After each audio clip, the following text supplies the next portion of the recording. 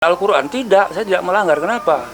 Sebab yang perempuan ini yang memelihara, bapaknya sakit, biayanya dari perempuan, yang sementara yang laki-laki pada merantau ke Jakarta, ke Medan, ke Surabaya, jauh-jauh. Ketika ada warisan baru datang gitu. Saya kasih banyak perempuannya.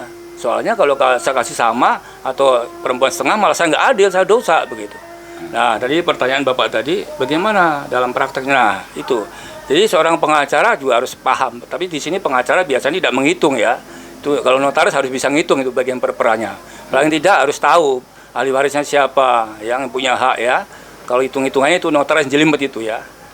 Nah, dalam beberapa kasus yang saya tahu, saya alami, memang terjadi konflik warisan. Yang pertama adalah di antara keluarga itu memang pertama tidak memahami hukum. Kalau ada satu aja mutiara hukum di situ yang mengetahui, insya Allah dia akan percaya apa yang disampaikan oleh ahli hukum di dalam keluarganya itu. Apalagi ahli hukum tadi juga dia baik orangnya, tidak ingin rakus gitu ya. Akan didengar gitu. Ya, Pak Warsito tadi ada disebut notaris ya, sementara perlu bisa menuntut keadilan itu di pengadilan agama. Ya. Apa kaitannya nih persentase tadi yang ada notaris, apa itu yang perdata atau yang bagaimana tuh Pak? Ya, jadi sistem hukum kita meskipun sudah ada undang-undang kewarganegaraan masih sampai sekarang masih berlaku. Kalau bagi pribumi itu minta surat keterangan waris itu lurah camat gitu. Ya, bagi orang Tionghoa itu masih di notaris nih. Sampai sekarang masih berlaku itu. Padahal kalau kita mengacu undang-undang kewarganegaraan mestinya ya kan warga negara Indonesia gitu ya. Sama harusnya satu. Nah, dalam penghitungan waris itu begini Pak. Jadi ketika ada yang meninggal, ada pewaris, ahli waris, di situ dicantumkan, disebutkan atau dilampirkan akte-aktenya. Nah, disitulah notaris akan menghitung bagian-bagiannya ya. Ada yang meninggal, punya anak berapa ya, kemudian ada wasiat atau tidak, ada hibah atau tidak, dihitung nanti ya. Jadi hitungannya tergantung kasusnya. Nah, tadi kalau melalui notaris itu yang orang muslim bisa ke notaris atau langsung ke pengadilan agama, Pak? Kalau muslim ke pengadilan agama, Pak. Langsung ya? Ke pengadilannya ya, pemutusannya. Kalau pengadilan negeri perdata, Pak. Ya, karena di pengadilan agama itu kita akan mendapatkan penetapan ahli waris dan penetapan harta waris. Harta waris. Barangkali di sana ya. Iya, baik ya. Ya, jadi sengketa-sengketa waris memang akan diselesaikan di pengadilan agama gitu Pak ya. Betul, bagi muslim ya. Ya, terus ya gimana selanjutnya Pak? Dari menarik juga ya. Terus terutama bagaimana kalau satu keluarga nih Pak, ada yang muslim, ada yang non muslim. Nah, itu gimana Pak? Jadi ini menarik juga pertanyaannya Pak. Sebenarnya kalau saya ngajar, saya takut menyinggung perasaan ya di kalangan muslim non muslim ya. Di dalam hukum Islam itu non muslim tidak bisa mewarisi muslim. Hukum Islam ya. Dan non-muslim tidak bisa mewarisi muslim dalam hukum Islam, Pak. Dalam prakteknya dikasih juga. Nah, ini menariknya, dalam prakteknya. Kata Rasulullah, non-muslim tidak bisa mewarisi muslim. Muslim tidak bisa mewarisi non-muslim. Tapi kalau hukum perdata tidak, ya. Baik muslim, non-muslim, dia sama dibagi.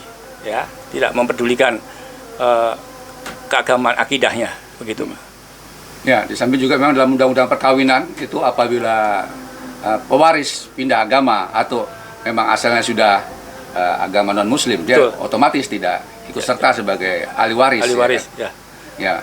Tuh. Walaupun tadi dalam prakteknya ada juga ya kan yang tetap diberikan. Nah, cuma kadang-kadang dalam praktek kalau ada konflik-konflik waris seperti itu kan dia menunggu nih salah satu ahli waris, karena waktu dia dibagikan haknya kepada yang non muslim, dia ya mungkin ada yang nggak puas, sehingga pada akhirnya dia bisa bawa ya gugatan di pengadilan agama, ya kan? Nah, itu bagaimana nguncinya ya supaya bisa ya udah, kalau udah satu keluarga sepakat gitu ya legowo lah. Nah, ini tadi kuncinya Pak. Kalau udah sepakat ya tidak ada permasalahan lagi. Namanya konflik itu kan ketika tidak sepakat pasti. Kan? Ketika sepakat ya sudah nggak ada masalah, walaupun memang tapi Pak, secara syar'i melanggar. Kalau lawyer lihat sepakatnya bagaimana dulu tuh ya, kalau belum dibuatkan satu pernyataan dia nggak teken ya kan, dia bisa bubarin tuh ya. Apalagi toh juga kalau dia teken dalam keadaan tidak nyaman, terpaksa, bisa langsung juga Pak masuk gugatan tuh. Nah, artinya barangkali bagaimana pembelajaran kepada pewaris dan ahli waris supaya benar-benar sebenarnya kita bisa mengurangi ya, kemungkinan sampai konflik ke pengadilan. Karena sebagaimana kita ketahui kan begitu lama kalau masuk ke ranah hukum yang namanya pengadilan tadi, kalah di tingkat PA, naik ke pengadilan tingginya, kasasinya. Jadi kalau bisa ada pemahaman yang utuh, Bapak tadi bilang ada yang mengerti hukum waris, barangkali bisa dijelaskan gitu. Ya, itu barangkali yang harus dilakukan ya Pak ya oleh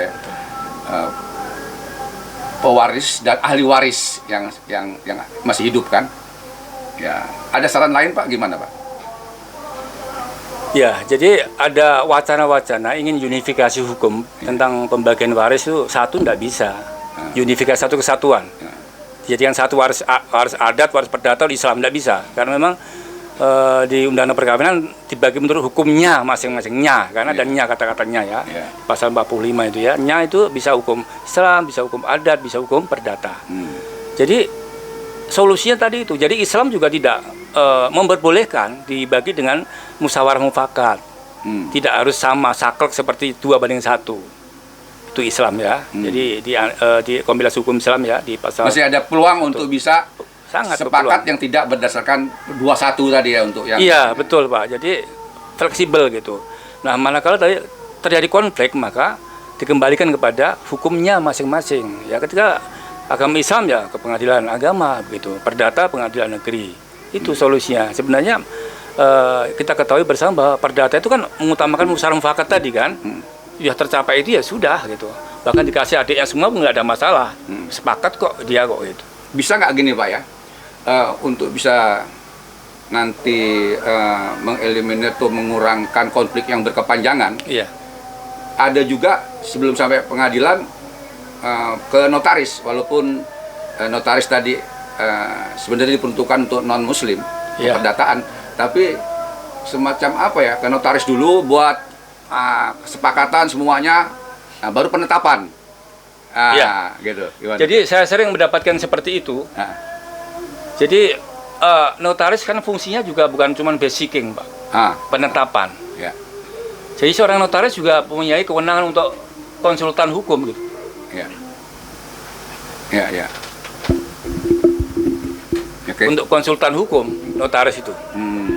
Jadi ketika dia membuat perjanjian menyimpangi hukum bertentangan, dia memberikan nasihat juga, reasoning gitu. Jadi bukan hanya bikin akte basicing penetapan, tidak. Kalau yang dibuat itu melanggar undang-undang, misalnya, oh saya misalnya ini muslim kan 2:1 laki-laki ya, dibuat harus sama perjanjian gitu ya. Jadi dia kasih tahu gitu.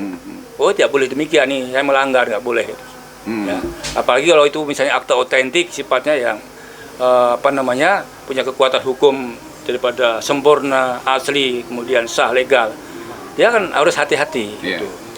Bisa nggak Pak Warsito? Jadi kesepakatan tadi yang sudah dituangkan oleh notaris ya, karena dia tahu ini sebenarnya Islamnya ini harus sampai penetapan pengadilan, nggak cukup sampai di level notaris. Kemudian dibawa ini ke pengadilan, minta dibatalkan atau apa, itu gimana Pak? Kalau pendapat Bapak Pak? Jadi penetapan yang notaris itu adalah hukum perdatanya, Pak. Perdatanya. Jadi dihitung oleh notaris bagian ahli waris si A sekian, si B sekian, si D sekian. Nah, karena notaris itu kan udah dipelajari hukum waris perdata secara khusus spesialis ya, memang harus bisa ngitung gitu ya. Kemudian kenapa sampai dibatalkan di pengadilan misalnya ya? Kita lihat dulu apa yang dibatalkannya gitu ya. Dalam hal apa misalnya dibatalkan Pak? Bapak seperti biasanya pembagian hartanya itu Pak. Ya, harta waris ya. Jadi pengadilan sendiri itu selama ini tuh tidak menghitung gitu loh, hanya memberikan bagiannya si ahli waris ini gitu ya. Begitu juga lurah camat itu bagian ahli waris si A, si B, si C, D gitu. Nah kalau notaris harus menghitung tuh kalau perdata itu. Nah, kemudian hitungannya itu memang juga ketika membuat wasiat misalnya, notaris juga harus hati-hati juga. Apakah wasiat yang dibuat itu melanggar, melebihi atau tidak. Ada batasan-batasannya. Kalau Islam itu maksimal 1/3 wasiat. Ya, mungkin nanti wasiat boleh kita bahas di sesi berikutnya Pak. Berikutnya, ini yang ya mengenai ditolak pengadilan tadi ya. jadi Ya ditolak itu karena itu tadi. ya, Karena bisa ada pelanggaran, tapi kalau bagian-bagiannya tidak, karena bagian yang notaris yang hitung, Pak. ya, baik. Kecuali tolak karena ahli warisnya tidak masuk atau dan sebagainya, ya bisa ya. Ya. Nah, baik, di penghujung diskusi kita, Pak, ada tips-tips saran Bapak bagaimana untuk memahami warisan tadi supaya tidak terjadi konflik yang berkepanjangan sebagaimana yang ada di masyarakat, Pak. Silakan, Pak. Ya.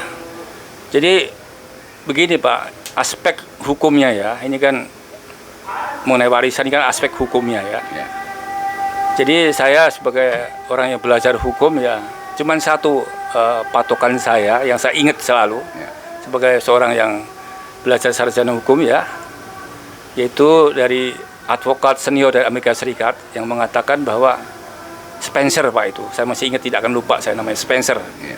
Amerika Serikat ya, mengatakan bahwa advokat kondang itu, Pak ya, mengatakan bahwa jika saudara ingin jadi ahli hukum yang baik, jadilah pribadi-pribadi yang memiliki budi pekerti yang luhur.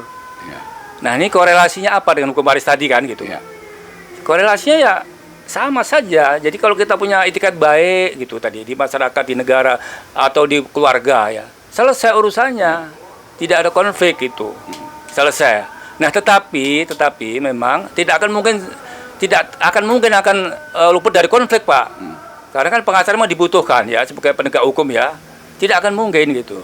Nah, tapi triknya tadi ya, kalau kita punya itikat baik, memahami hukum dengan baik, dipraktekkan dengan baik, ya kita mengerti, bagi yang Islam mengerti, perdata ngerti, insya Allah nggak konflik. Pengalaman saya sendiri contohnya, sebagai orang yang belajar hukum, di perumahan saya, ya kampung Pak Lasmo, di Kain yang masih kampung lagi itu ya, itu perempuan adik saya dikasih banyak, Pak, oleh bapak saya sama rumah. Ya. Alasannya apa? Kasihan Le, itu adikmu langkahnya pendek, perempuan, kamu kan laki-laki gitu. Saya amankan, Pak. Begitu mau meninggal wasiat ke saya, nanti amankan lah ya wasiat. Iya, saya amankan. Apa? Walaupun saya tahu hukum perdata warisan, saya amankan. Adik saya tetap kasih banyak, Pak. Tapi saya juga rela kok, Pak, nggak ada masalah. Ya. Baik. Ya, saya dikasih tanah yang kecepit nggak apa-apa, saya terima juga gitu, Pak. Ya. Jadi kembali kepada triknya, Pak. Triknya cuma itu, kesadaran, pengetahuan juga, ilmu juga, dan niat baik. Ya, jadi Itu mudah-mudahan bisa sama seperti pengalaman Bapak, Ya. sehingga bisa mengurangi konflik-konflik ya, hukum waris ke depan bagi Baik, betul. siapapun, teman-teman advokat yang bisa nanganin biasa Ya. di pengadilan Ya. atau di masyarakat bisa memetik apa yang disarankan Ya. pengalaman Bapak Warsito itu. Baik. Demikian barangkali akhir dari bincang-bincang kita dengan Bapak Dr. Warsito SH MKM yang merupakan pengajar dosen di Setia Gama di Borobudur, Universitas Jakarta, Pak. Universitas Jakarta. Universitas Jayabaya juga. Jayabaya, Ya. ya, dan di beberapa kampus yang lain. Semoga bermanfaat untuk kita, dan jangan lupa ya untuk di subscribe, like ya, dan komen di YouTube KP Hukum PK Hukum untuk segalanya. Terima kasih. Wassalamualaikum warahmatullahi wabarakatuh. Wah.